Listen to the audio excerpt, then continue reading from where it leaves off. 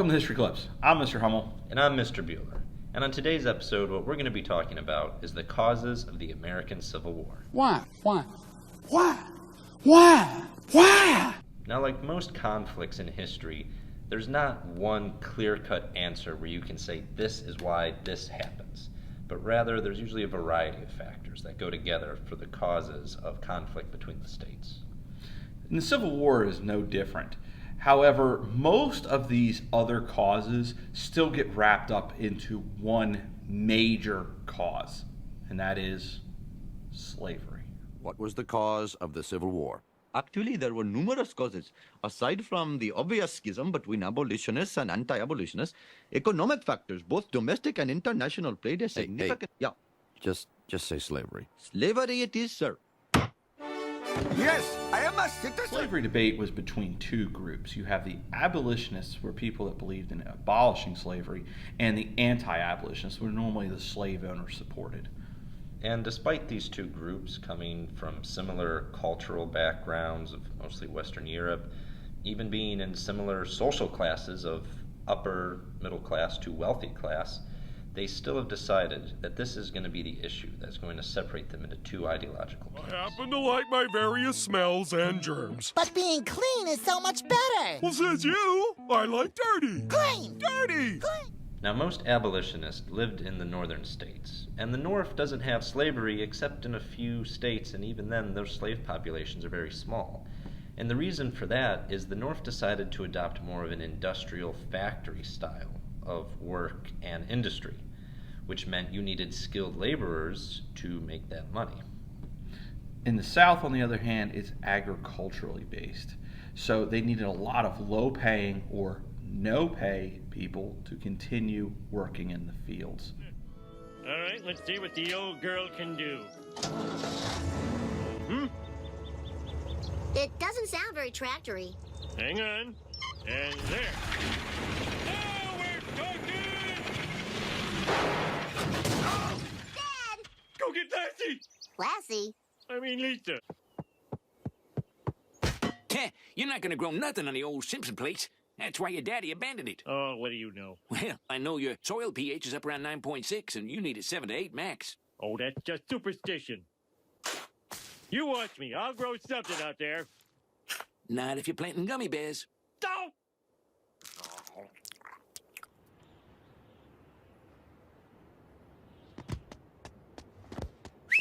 Hey, Millhouse! You want a job in my factory? You don't have a factory. Hey, I'm a busy man. You want a job or not? Okay.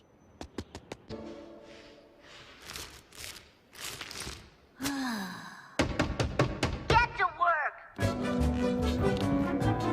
Wacky Shack! Better be careful, Bart. Look at those warning signs. Solve your problem, Millhouse? Yep. And the federal government, they just ignore the problem. They're literally passing laws saying you cannot discuss the issue of slavery or the issue of outlawing slavery inside Congress. If you want to bring it up, Senator, you're going to have to hold your tongue and not talk.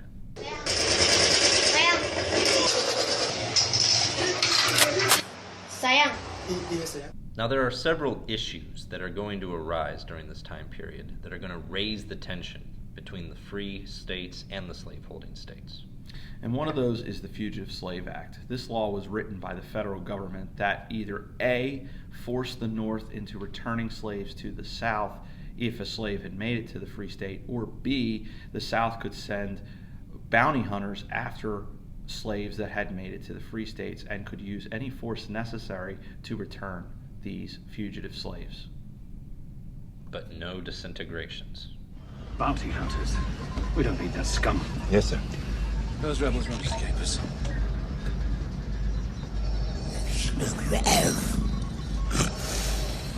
Sir, we have a priority signal from the Star Destroyer engine. Right.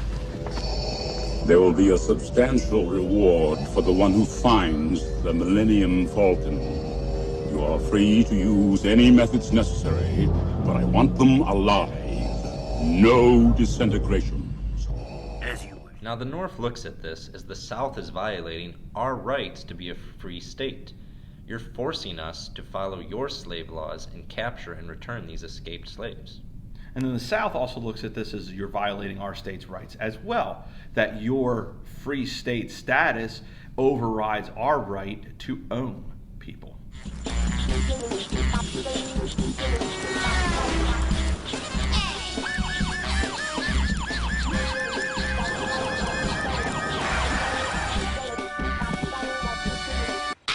I'm a cop, and you will respect my authority.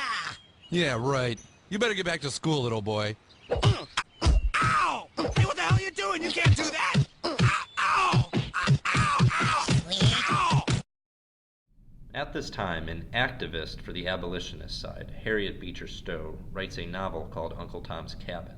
And in this novel, it's showing the evils of slavery and some of the issues and cruel treatment that slaves would have to go through.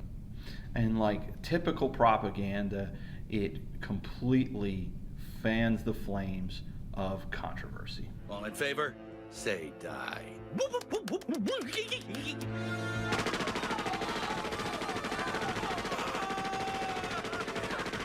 Mr. Smith, this is highly unorthodox.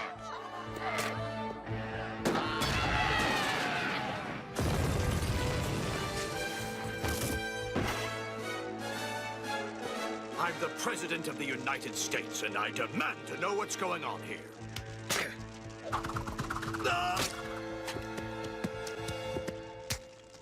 Happy birthday, Mr. President.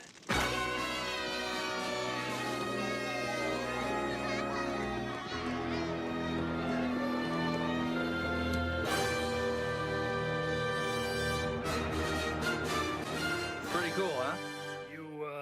You chopped off the president's head. Bet you didn't see that coming. You impaled a United States senator with the American flag. Why did Mr. Smith kill everybody? It was symbolism. He was... Another issue that caused more animosity to rise between the states was the Dred Scott decision. And in this, the Supreme Court of the United States ruled that any person of African descent who had been born a slave or was a slave when brought over to the country were not considered a citizen under the U.S. Constitution. And by that meaning, they cannot take any rights written in the Constitution for their own use, even if they make it to a free state. And that's also including if they were freed by their master. Well, that was disturbing. Oh, I understand, dear. They are hideous. Look, I guess you mean well, but isn't that university just a tax-deductible sewer cleaning service? Oh, my dear, that school is about much more than sewer pipes. Really? It's also about keeping those filthy things busy. Well, there are thousands of them down there breeding like rats. My great-uncle once saw a rat. If we don't keep them busy, they'll start jabbering about equal rights in their ill-bred manner. With all of these issues arising, the country is coming to a breaking point and is about ready to tear itself apart. You are lying. I never hit you. You are tearing me apart, Lisa! The presidential election of 1860, a man by the name of Abraham Lincoln of the Republican Party is elected into the White House. And one of Abraham Lincoln's campaign promises was that he was going to halt or slow down the spread of slavery into the newly admitted western United States. The Southern Democrats, though, look at this as a bad sign, and they start to voice their rage. They even come to the point that they threaten if Lincoln is elected, they will leave the Union.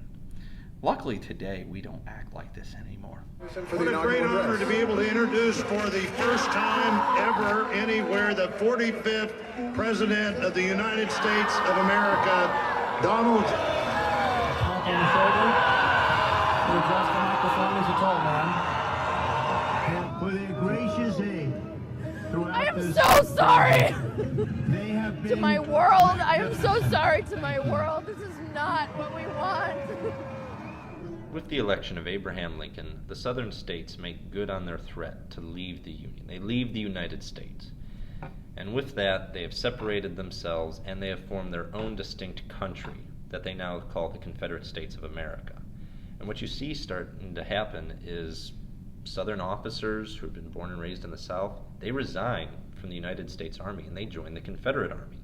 Also, they start removing federal troops from anywhere in the Southern territories, if it be in government offices, military barracks, or from military forts. And one fort in particular that refuses to leave is Fort Sumter. Federal troops stay in the fort. And a big argument occurs between Jefferson Davis, the President of the Confederate States of America, and President Lincoln about if the troops should leave or not. After all the arguing occurs, the South Carolina militia opens fire on Fort Sumter, causing it to surrender, and this would become the start of the Civil War.